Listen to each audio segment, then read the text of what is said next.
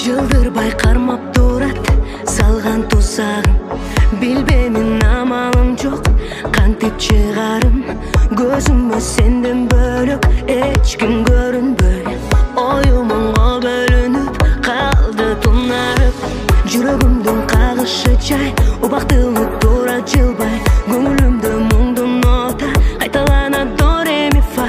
Кыялымда дүйнө кезем, өңүм эмес түшүм эмес, бирок аны түшүндүрөт сага жазган смс. Мен жер, сен Юпитер, аралык жакын эмес. Мен мүмкүндүк берсе жакындагым келет. Мен жер, сен Юпитер, аралык жакын эмес. Биз жакындоо үчүн билбейм эмне керек. Мен жер, сен Юпитер, аралык жакын эмес. Мен мүмкүндүк берсе жакындагым келет. Мен жер, сен Юпитер, аралык жакын эмес. Биз жакындоо үчүн билбейм эмне керек. Алыстан айланабыз мыйзам аркылуу, жок дебем турат күчүм сага тартылуу. Айласыз башым ийип, үмүт үзүлбөй, сагынып жүрө берем, сүйүп жашыруум. Жүрөгүмдүн кагышы жай убактылуу тура жылбай, көңүлүмдө мұңдун нота кайталанат до ре ми фа. Кыялымда дүйнө кезем, өңүм эмес түшүм эмес, бирок аны түшүндүрөт сага жазган смс. Мен жер, сен Юпитер, аралык жакын эмес. Мен мүмкүндүк берсе жакындагым келет. Мен жер, сен Юпитер, аралык жакын эмес. Биз жакындоо үчүн билбейм эмне керек. Мен жер, сен Юпитер, аралык жакын эмес. Мен мүмкүндүк берсе жакындагым келет. Мен жер, сен Юпитер, аралык жакын эмес. Биз жакындоо үчүн билбейм эмне керек.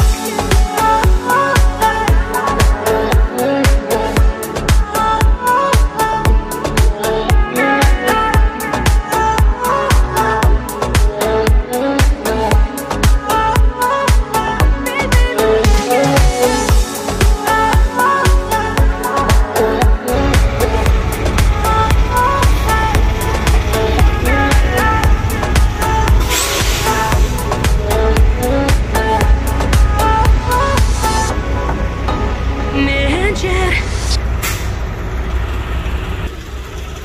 Ассаламу алейкум достор, мекендештер, баарыңыздарга Америка Кошмо Штатынын Индиана штатынан чоң салам. Бүгүн Америкада 23 сентябрь.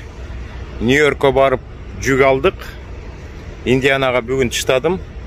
Бүгүн бул эс алуучу жерде эс алып, эртең менен туруп Кентуккиге кирип, Луизиана деген Луизиана деп этимби? Луисвилл деген шаардан жүк алып, кайра Нью-Йоркту көздөй Массачусетс деген штаттын Бостон деген шаарына кетебиз достор.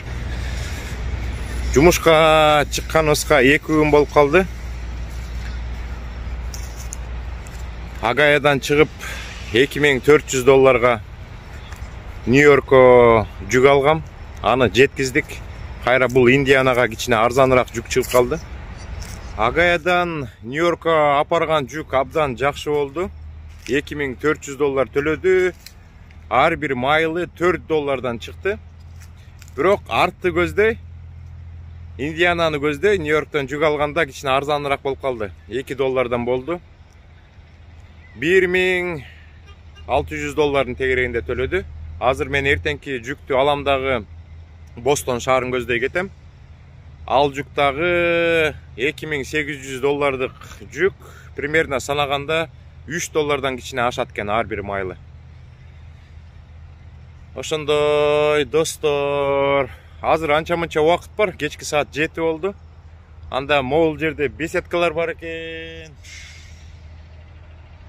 ушул жерге отуруп сиздер менен ой бөлүшүп дегендей кичине убактымды өткөрөйүн. Достор, мен Россияда абдан көп жакшы саналаштарым бар. Көбү менен сүйлөшүп турам, амандашып турам. Азыр өзүңүздөр билгендей, ал жакта акыбал анча жакшы болбой атат. Көптөгөн кишилер, даже орустардын өздөрү дагы Россиядан чыгып, Белоруссияга, Грузияга, Казакстанга киргенге аракет кылып атышат. Анткени Украина менен болуп жаткан согуш деп айтып койсок болот. Ошол жака 300 миңге жакын аскери керек болуп атыптыр. Ошон үчүн мекендештердин баардыгына ийгилик каалайм Россияда жашаган. Абайлаңыздар. Көптөгөн Россиянын граждандыгын алган мекендештер Мексика аркылуу Америкага кирип жатат. Баарыбыз билебиз. Бул полит убежище деп коет. Мына азыр накта учуру келди. Көптөгөн Россияда жашаган, Россиянын жарандыгын алган мекендештер Мексика аркылуу кирсеңиздер болот. Анткени силерге абдан жакшы кейс болот.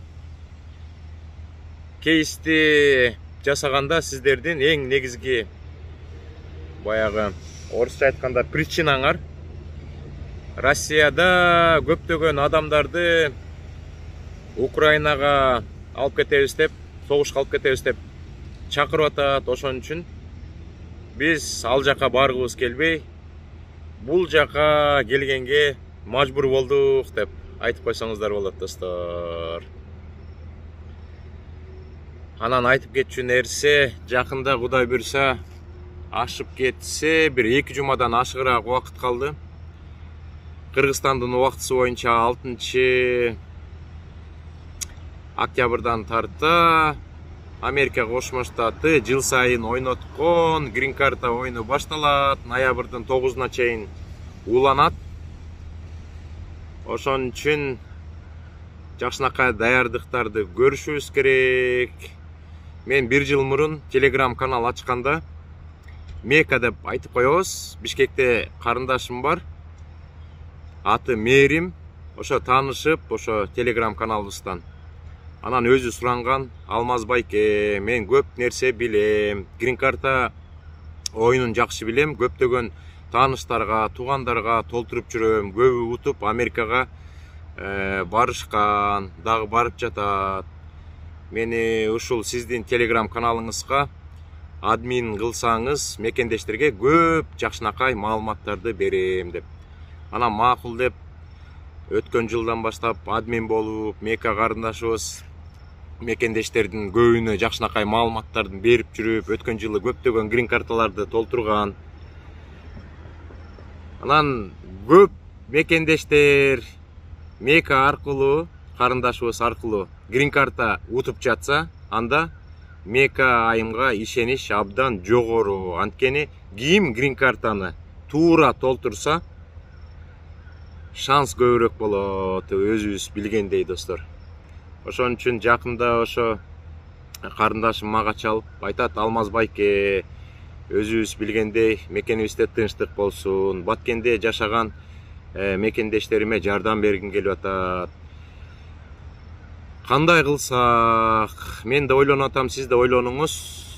Бир Баткенде жашаган биздин мекендештердин бир 20-30-уна бекер грин карта толтуруп берейин. Менин колум жеңил. Кудай буйруса арасынан мекендештер грин карта утуп Америкага барып жашоосун, ошол жактан улантып, буттарына туруп, жетем деген максаттарына жетип, анан Кыргызстанга кайрылып келип, мекенибизге салым кошот деген ойдомун дейт. Анан мен дагы айттым, Мека карындашым, абдан чоң рахмат. Мен да азыр салам айтып коеюнчу Мека айымга, менин карындашыма. Макул дедим, абдан сонун иш. Анан мен оюм болуп атат, жакында бир Instagram баракчабыздан баягы грин карта оюнуна жакындап калганда Мека карындашым менен түз эфир кылып, ошол жол жоболорун сүйлөшүп, анан ошо мекендештер менен байланышып, анан бир баардык Баткенде жашаган мекендештерге жардам бере албайбыз да. Бир кичине бир кызыктуураак оюн өткөрүп, анан ошол оюнду утуп алган 30га жакын мекендешибизге бекер грин карта толтуруп берсек, Мека айымга көптөгөн мекендештерибиз анан ыраазычылыгын билдирет. Андан тышкары дагы эми карындашыбыз жаш кыз да, астыда көптөгөн максаттары бар. Андан тышкары эми убактысы болуп калса, кичине акча тыйынга дагы толтуруп көптөгөн мекендештерге жардам берет деген ойдомун. Достор, ошон үчүн аракет кылабыз, документтерди даярдайбыз. Анан мен айым менен дагы сүйлөшүшүм керек. Алардын группасында дагы бир 5-6 киши бар. Алардан да кичине суранып көрүш керек. Ар бириңиздер жок дегенде бир 4-5тен Баткендик мекендештерге жардам бериңиздер. Бекер грин карта толтуруп берип деп. Ошентип сүйлөшсөк, Кудай буйруса, может 50-60-70 мекендешибизге жардам берип койсок, ичинен утуп алган мекендештерибиз болуп Америкага келип калса, абдан сонун болот эле деген ойдомун. Мен дагы көптөн бери айтып жүрбөйм, буга чейин дагы 3-4 видео чыгарганда айткам. Россияда миллиондон ашык мекендешибиз бар. Бир чети азыр аякта дагы орустардын биздин мекендештерге жасаган мамилеси анча жакшы болбой атат. Ошол Россияда жашаган көптөгөн биздин мекендештер Америка Кошмо Штатына келсе, жакшы болот эле, мекенибизге салым көбүрөөк болот эле деген ойду көптөн бери айтып жүрөм. Достор, айтып кетчү нерсе дагы, жана колумду көрсөтсөм, свитер көрүнүп калды. Кичине состояниясы ушундай болуп калды. Бул Кыргызстандан келген свитер. Кыргыз жыттанат. 9 жылдан бери кийип жүрөм. Анча-мынча баягы айрылган, эскирген кийимдерди Америкада ыргып салышат да. Мен болсо бул канчалык эскирсе дагы кийип жүрөм, абдан жылуу. Кыргызстан жыттанат, Кыргызстанды элестетет. Дагы мындан да эскирсе дагы барктап кийип жүрөбүз. Достор, анан мен айтып калам го, Нью-Йорк штатына барган баягы көбүнчөсү трак айдап барган жигиттерге оорураак болот. Мен өткөндө дагы баягы YouTube канал ачып жүргөндө бир видео чыгарып, ошо Нью-Йорк штатына барганда абайлаңыздар деп айткам. Анан көп мекендештер сурап калган, эмнеге коркунучтуу, эмнеге абайлаш керек деп. Анткени трак менен барганда абдан оор. Манхэттен, Кюнс, Бронкс, Бруклин, Стейтен Айленд деген райондор бар. Нью-Джерси штатында, Бруклинде жолдордун баарын жанагы платный жолдор акча берүүчү толдор менен курчап салган. Тиякай $20, мияка $30, Вашингтон, Виризана көпүрөсүнөн өткөндө трактор $110 төлөйт. Анан жолдордун баары чаташ, трафик, машина абдан көп. Анан силер киргенде ошол райондорго барганда, андан ары Лонг Айленд деген узун жарым арал бар. Узундугу бир 70 майлга жетет го дейм. Ошол жака барганда жана көпүрөлөрдүн баардыгын GPS, трактын жолун көрсөткүч GPS өткөрбөй, бул ылдый көпүрө сүзөсүң деп эки жака бура берет. Анан көп мекендештер, көп трак айдачулары анан адашат. Мен башында трак айдап үйрөнүп жүргөндө 5 жыл, 6 жыл, 7 жыл иштеген, бая Өзбекстандан келген, Казакстандан келген жигиттер менен иштеп калган. Бардык ал жака баргысы келчү эмес. Мен 2 жолу ошолор менен барганда адашып, бир жолго салсак, башка жолго салат, бир жолго салсак, көпүрөдөн качырат. Ошентип айлабыз кетип 2 жолу барып келгенбиз. Ана мен өзүңүздөр билгендей Нью-Йоркто дагы 4,5 жыл жашап калгам. Ал райондун баардыгын 5 колумдай билем. Ошол 5 райондун тең көчөлөрүнүн баарын, кайсыл жерде көпүрөлөр бар, кайсыл жерде толдор бар, кайсыл жерден жолдорду кыскартып кетиш керек, баардык нерселерди жакшы билем. Ошон үчүн мен коркпой барам. Каалаган жерине апарам жүктү. Анан жаңы тракка кирип иштеп аткан мекендештериме айтарым, ошол райондорго барганда абайлаңыздар. Көптөгөн трак айдоочулары көпүрөлөрдүн астына кирип кетип, ошол жактан трейлерлерин жаратпай салышат, көптөгөн акчаларга чыгым болот. Көбү адашат, туура эмес жолдорго, ичке жолдорго түшүп калышат. Ошон үчүн азыр көптөгөн мекендештерибиз келип атат, көп мекендештер менен сүйлөшүп атам. Анан көп эле бокс тракторго кирип атат. Мен сиздерге айтат элем, чоң трак айдагандын астында 25 метр да болчу узун. Бокс трак айдасаңыздар башында Американы бир сыйра кыдырып алсаңыздар, жолдорун көрүп алсаңыздар, жанагы майды кантип коят, жүктү кантип алат, кичине англис тилиңерди өстүрүп алсаңар сиздерге абдан жеңил болот. Анан кийин чоң трак айдаганда, узун трак айдаганда такыр кыйналбайсыздар. Анан көптөгөн мекендештериме жагат экен. Бокс трак айдап жүргөн мекендештерим менен сүйлөшүп калып, качан чоң тракка экзамен тапшырасың десем, ой байке ушул кичинекей экен, аябай компактный экен, жүктү дагы бат алат экенсиң, бат жеткизет экенсиң. Абдан жагып атат, ушул эле бокс трак айдап азырынча иштеп турабыз. Анан кийинчерээк трактын бая правасын алганга аракет кылабыз дейт.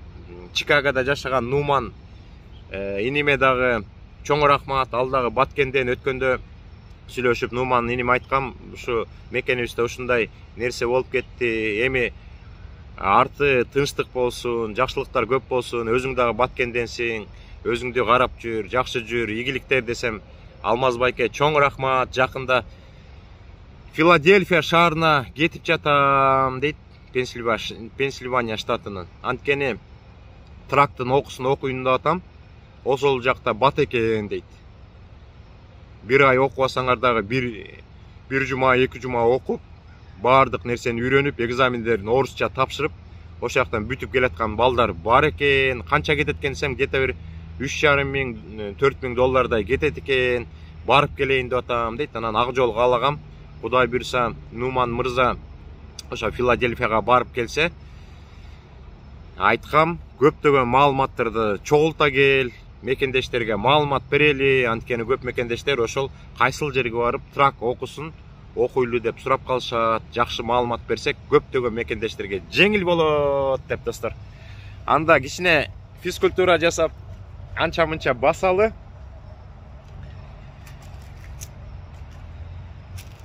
Достор, ошондой. Анан өткөндө Кореяда жашаган дагы бир карындаш мага суроо берип калды. Алмаз байке, Америкага барганда ушундай бир услуга кылган жери барбы? Бизди тосуп ала турган, бизге жумуш таап бере турган, бизге үй таап бере турган, квартира таап бере турган, колдогон дейт. Эми бул жакта андай услугалар жок да. Баягы тааныштары барлар келгенде жеңил болот, тааныштары жок келгенде мен абдан түшүнөм, абдан оор болот. Анан тем более 2 кызым бар дейт. 2 кызым менен Америкага барып ошо иштейли дедик эле дейт. Анан мен ачык эле айттым, достор. 2 кыз менен келип калсаңыздар, кичине кыйын болуп калат бул жакта деп. Мен түйшүктү кызым мектепке барганда түшүнө баштабадым, достор. Мурда кызым мектепке бар электе абдан жашоо жеңил болчу. Ар дайым биздин жаныбызда каалаган учурда кетип калчубуз. Понедельник, вторник, средабы штаттарды кыдырып кетип калчубуз. Чикагога, Бруклинге кетип калчубуз. Анан кызыбыз мектепке баргандан кийин бир кишинин колун кармап коет экен. Азыр жубайым эртең менен мектепке жеткизет. Түштөн кийин 3төн өткөндө мектепке барып алып келет. Анча мынча сабактарды берип калышат. Ошолорго баягы жардам берип, анан кичинекей баланын түйшүгү садикке, мектепке баргандан башталат экен. Анан ал карындашым айтат, 2 кызым бар дейт. Анан ачык эле айттым. Бул Америкага келип калсаңыздар, өзүңүздөр кыйналып каласыздар. Сиздер иштешиңиздер керек да. Анан 2 кызыңызды эмне кыласыз? 2 кызды садикке бересизби, мектепке бересизби? Кичинекей болгондуктан бир киши караш керек. Эртең менен садикке жеткизиш керек. Садиктен алып келиш керек. Бул жакта садикке кызыл автобустар, сары автобустар ташыбайт да. Өзлөрү жеткизишет. Жалаң государственный садиктер жок, жалаң частный садиктер. Ана мектепке барганда дагы эгер автобус алып кетсе дагы автобуска салып туруш керек. Автобус алып келгенде тозуп алып туруш керек. Анан айтиде иштеп эле эки бала менен бул жакта жашабаса абдан оор болот достор. Ошон үчүн көптөгөн бул жакта американецтер, башка өлкөдөн келип бул жакта турукташып калган кишилер ошондой балдары бар. Анан иштеш керек, жумушка барып келе албай, анан жана нянькаларды алып, биздин айымдар да көп иштейт да, ошо балдарды карап, мектепке жеткизип, садигине жеткизип, тамагын жасап берип, кийимин жууп, үйүн тазалап, сабакка даярдап ошентип атышпайбы. Анан дагы бир айта кетчү нерсе, мен Америкага жаңы келгенде 2013-жылдары бул жакта жашаган жигиттер тамашалап калчу. Ой, биз коммунизм учурунда жашап турубуз, $50 продукт алып келип туруп, холодильникти толтуруп салчубуз дейт. Анан биз келген учурда бир 100-150 болчу. Анан мен көптөгөн ошо продукт алганда сиздерге көрсөтүп, квитанцияларын көрсөтүп жүрчүмүн. Азыр Америкада кымбатчылык болуп атат, дүйнө жүзүндө кандай кымбатчылык болсо деле. Азыр биз бир айга жете турган продукттун алып келсек $400-450 болуп кетип атат. Соляркалар кичине анча-мынча кымбаттаган, квартиралар анча-мынча кымбаттады. Например, трактын баасы кымбаттады, трейлердин баасы кымбаттады. Бардык нерселер кымбаттап атат, достор. Ошон үчүн жакында келип калган же келем деген мекендештер эски видеолорду көрүп, ой, мындай эмес турбайбы, силер туура эмес маалымат берип койгон турбайсыңарбы деп айтпаңыздар. Азыр жанагы Россия менен Украинанын ортосунда болуп жаткан нерсе дүйнөнүн бардык өлкөлөрүнө залакасын тийгизип атат. Ошондой трак жумушунда дагы мурда абдан жакшы болчу. Мен сиздерге көп жолу көрсөткөм. Жумасына $7-8-9 миң долларга чейин таза пайда түшчү. Азыр 5 миң, 4,5-5 миң болду. Жумасына ошондой эле түшүп калды. Кээ бир күндөрү груздардын баасы жанагы мурда $3, $3,5-4 чейин чыкса, азыр ар дайым эле $2 болуп атат. 2ден да ылдый болуп калып атат. Ошон үчүн бул жакта дагы кризис болуп атат, достор. Ачыгын ачык айтыш керек. Бирок аракет кылып иштеп жүрөбүз, иштебей отуруп алсак такыр болбойт да.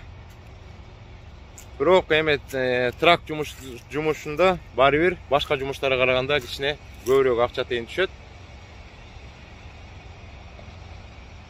Ошондой анча-мынча ойлор менен бөлүшүп койдум, достор. Анда барып эс алалы, эртең менен туруп алып, жүк алып жолго чыгалы. Бостондо жашаган мекендештериме чоң салам, силер жака баратабыз. Аман эсен болуңуздар. Бостон негизи кымбат шаар, жаштардын шаары. Аякта баягы окуган мекендештер көп да. Бирок кымбат шаар. Бизде Агаяда двухбедрумный квартира $1100 болсо, Бостондо двухбедрумный квартиралар 2,5-2,8ге чейин, 3кө чейин чыгып кетет. Ошон үчүн Бостондо жашаган мекендештер, биз жака келиңиздер. Бизде кичине арзанчылык.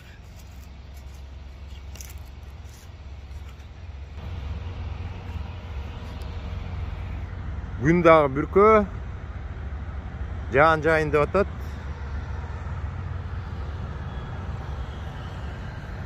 Барыңыздарга чоң салам дагы бир жолу.